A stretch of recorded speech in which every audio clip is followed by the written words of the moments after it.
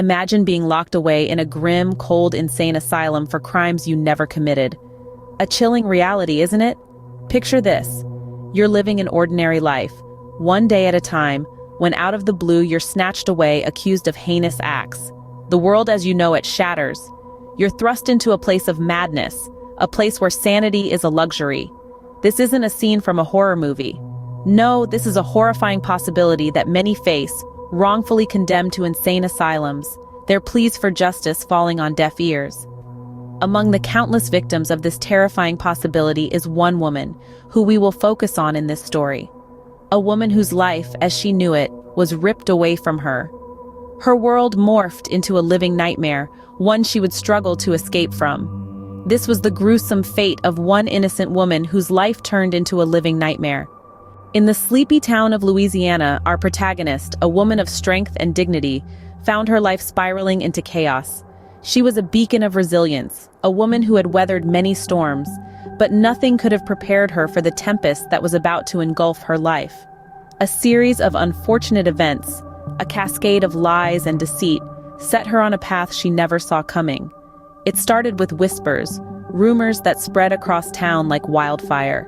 Accusations devoid of truth tainted her reputation, painting her as a woman unhinged, a woman who posed a threat to herself and to others. The whispers grew louder, the rumors more potent, until they were no longer just murmurs in the shadows. They became a chorus of voices demanding justice, demanding her confinement. The town, once her sanctuary, turned against her, driven by fear and ignorance. The trial, if it could be called that, was a farce. Biased and unfair, it was a spectacle designed to reinforce the town's preconceived notions about her. Every word she spoke in her defense fell on deaf ears, her pleas for understanding drowned out by the clamor for her condemnation. Her defense lawyer, a puppet on strings, barely put up a fight, succumbing to the pressure of the townsfolk. The prosecution painted a picture of a dangerous woman, a ticking time bomb that needed to be contained. The evidence was flimsy, the testimonies inconsistent, but it mattered little. The town had made up its mind. And then came the verdict.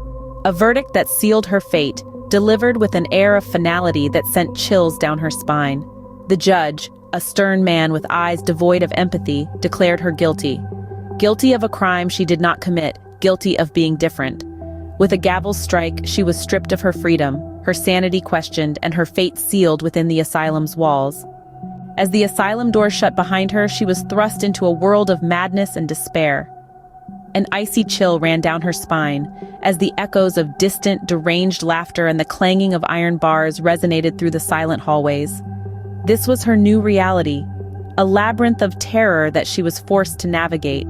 Her days soon became a disorienting blur of harsh treatments and relentless interrogations. The asylum was a fortress of antiquated practices, where the line between sanity and madness was not only blurred, but completely erased. She found herself subjected to cruel procedures, her pleas for mercy drowned out by the clinical indifference of the staff. The asylum was an abyss, a black hole that swallowed her reality and spit out a distorted nightmare. The nights were even worse. The darkness was punctuated by the screaming symphony of the tormented souls around her, a haunting lullaby that kept sleep an elusive companion. Every creak, every sudden movement was a potential threat, a monster lurking in the shadows. Fear became her constant companion, gnawing at her sanity with relentless determination. Yet, amidst the chaos, she found an unexpected ally, her own mind. While the asylum sought to break her, to label her as insane, she fought back with every fiber of her being. She held on to her memories, her identity, like a lifeline, refusing to let the asylum claim her sanity. Every day was a battle, a struggle to maintain her grip on reality, to not let the asylum's abyss consume her. She found solace in the smallest of things, the warmth of sunlight streaming through the barred windows, the aroma of coffee during the rare moments of calm, the whispered tales of resistance from the other inmates. These tiny fragments of normalcy were her armor, her shield against the onslaught of the asylum's horrors. Even in the darkest corners of the asylum, she clung onto a glimmer of hope, a relentless will to prove her innocence. Despite the horror and despair, she refused to surrender.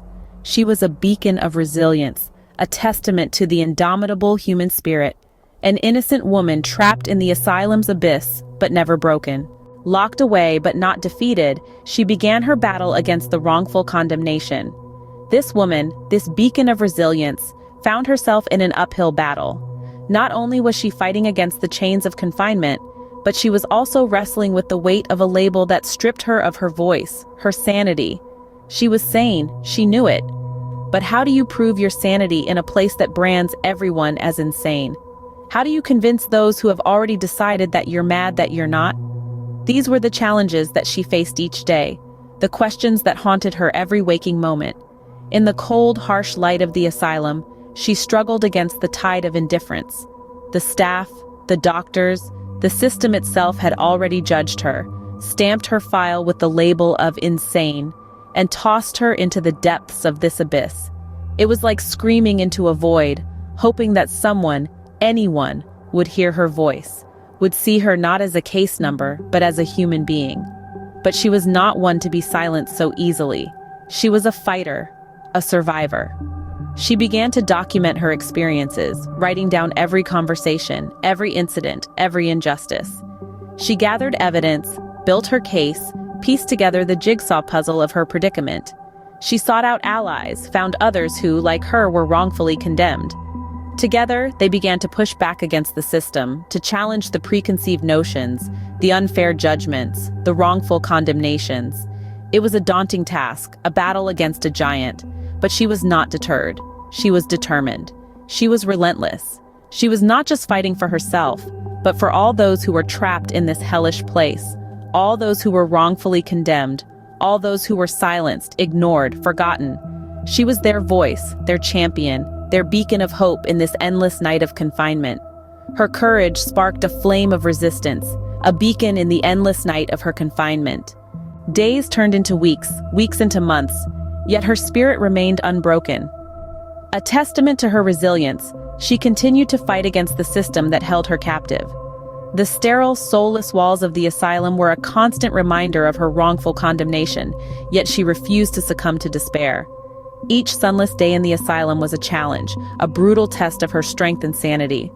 The relentless isolation gnawed at her, and the haunting wails of the other inmates echoed in her mind, painting a grim picture of her own future. Yet she refused to let the asylum break her. The struggle was not without its toll. Her once vibrant eyes now held a haunted look, and her hands, once steady and sure, trembled involuntarily. Her body bore the scars of her fight for freedom, each one a painful reminder of the injustice she had been subjected to. Yet beneath the physical wear and tear, her spirit blazed with an unyielding determination. She was a woman wronged, and she would not rest until justice was served. She clung to hope like a lifeline, her belief in her innocence the only thing keeping her sane in the face of the asylum's horrors. She found strength in her unyielding will, her determination a beacon in the dark abyss of the asylum. She fought not just for herself, but for all those who had been wrongfully condemned, their voices lost in the system's labyrinth. Her struggle was a testament to the human spirit's resilience, a chilling reminder of the horrific consequences of wrongful condemnation. Her story was not just a tale of horror, but one of hope and resistance. It was a battle cry against a system that had failed her, a call to action to prevent such atrocities from happening again. The woman's unending struggle in the asylum was a testament to her strength and resilience. Despite the toll it took on her mental and physical health, she remained steadfast in her fight for justice. Her story is a chilling reminder of the horrific consequences of wrongful condemnation. Even in the face of such terror, our protagonist refused to surrender to her unjust fate.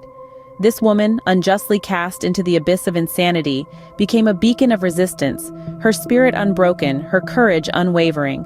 Her story is a chilling narrative of horror, a grotesque testament to the miscarriage of justice. Yet it is also a tale of hope, a testament to the resilience of the human spirit. This woman, wrongfully condemned, found within her the strength to endure, to resist, to hope. She fought against her captors, against the system that betrayed her, against the darkness that sought to consume her. Her struggle was not in vain. It was a beacon, a rallying cry against the injustice that pervades our society. Her tale is ongoing, a chilling testament to the power of conviction and the horrors of wrongful condemnation. This is her legacy, a story of horror and hope, a reminder that even in the darkest abyss, the human spirit can shine brightly. Y'all, we're wrapping up here, but don't you go anywhere just yet. Show some love, hit that like button. Fancy more content like this? Go on, subscribe and let that bell icon ring so you won't miss a beat. Thanks for tuning in, and remember, sharing is caring. Until next time, stay tuned.